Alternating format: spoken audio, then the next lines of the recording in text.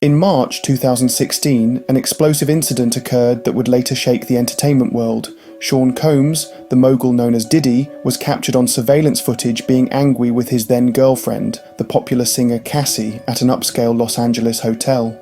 The footage was stark, showing Combs bopping her in an elevator area, dressed in nothing more than Mr. Beast merch. But what truly shocked the public wasn't just the anger itself, but the lengths to which Combs reportedly went to keep the footage hidden from the world. For years, this scandal stayed underground, quietly smouldering beneath the glossy image he maintained publicly. When the footage finally surfaced, it unleashed a wave of outrage, triggering a trial and uncovering a hidden network of secret payments, intimidating conversations, and desperate cover-ups. How this video remained concealed, and how it eventually emerged, exposed a shadowy side of Combs that would leave the public questioning everything they thought they knew. And yet, the assault itself was merely the tip of an iceberg that would soon reveal even darker secrets behind Combs' empire. Hours after the incident, Sean Combs became consumed by fear, not just of the immediate backlash, but of losing everything he'd worked decades to build.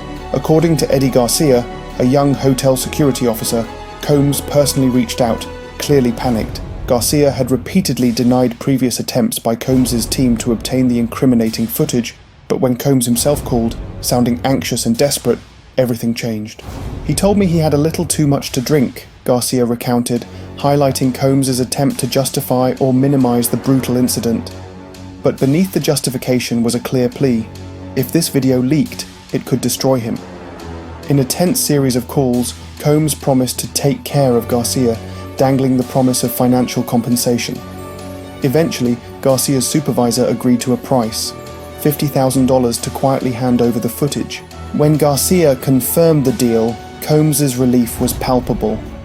"Eddie, my angel," he reportedly exclaimed, "I knew you could help. I knew you could do it." The surreal conversation underscored the sheer desperation of a man accustomed to control, suddenly feeling vulnerable, exposed, and dangerously close to ruin. Little did Garcia know, this deal would be just the beginning of a much darker chain of events.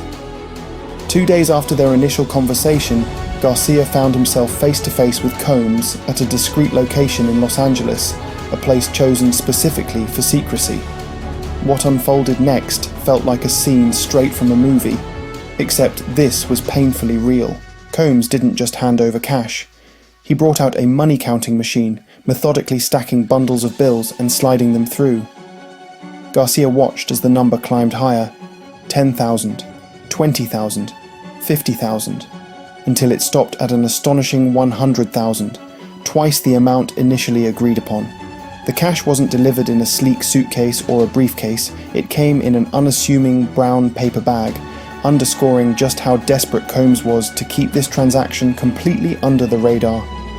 Garcia vividly recalled Combs' stern warning not to make any flashy purchases, clearly suggesting that doing so would attract unwanted attention and suspicion.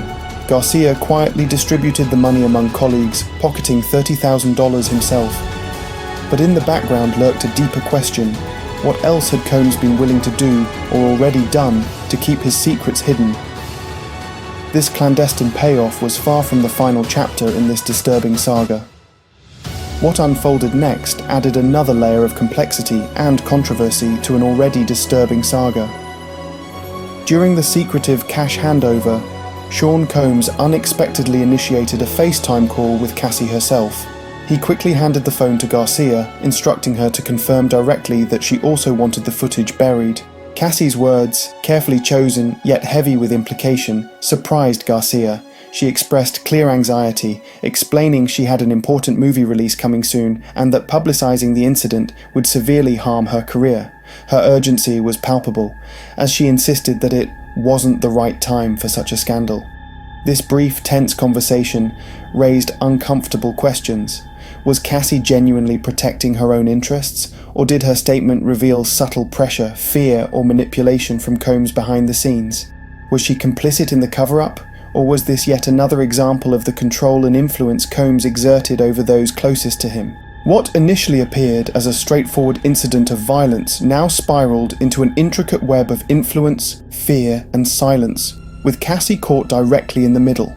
But even with the deal completed, one glaring mystery remained unsolved.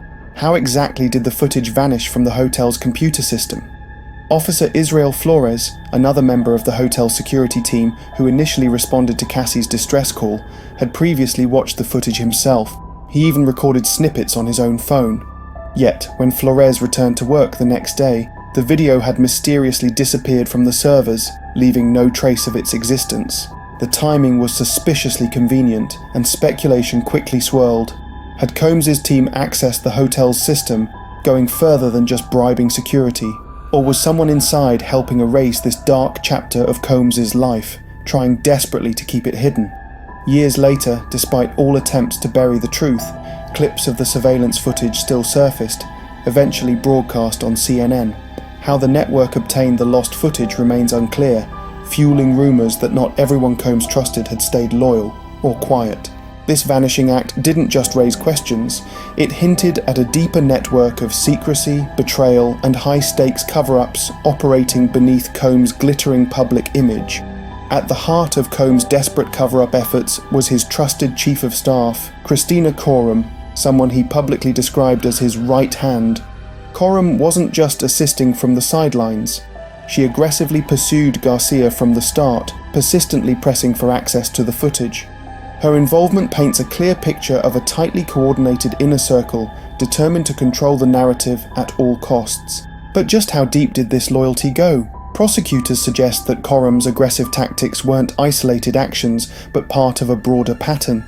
She wasn't simply a gatekeeper, she was allegedly instrumental in orchestrating multiple behind-the-scenes arrangements, raising unsettling questions about Combs' inner circle and their willingness to blur moral and legal boundaries.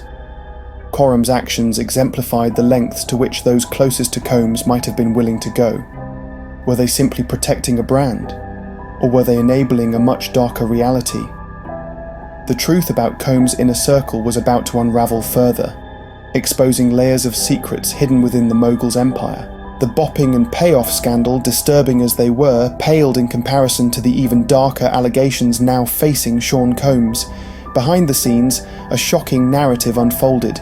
Prosecutors accused Combs of marketing Cassie, coercing her into dizzy encounters known disturbingly as freak-offs, events involving beta males, explicit acts, and extensive use of substances like baby oil.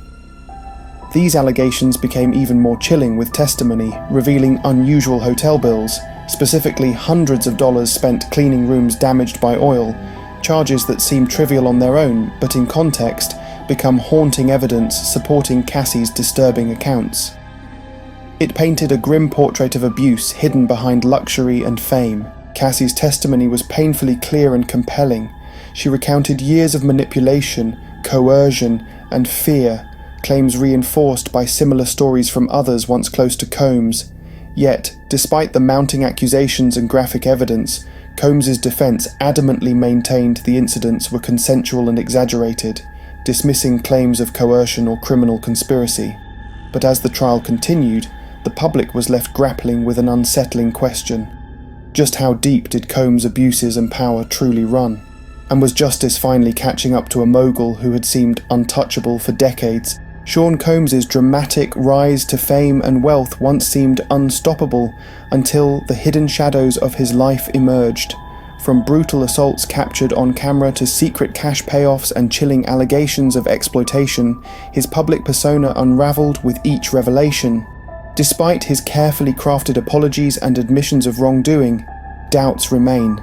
Can fame and money truly shield someone forever?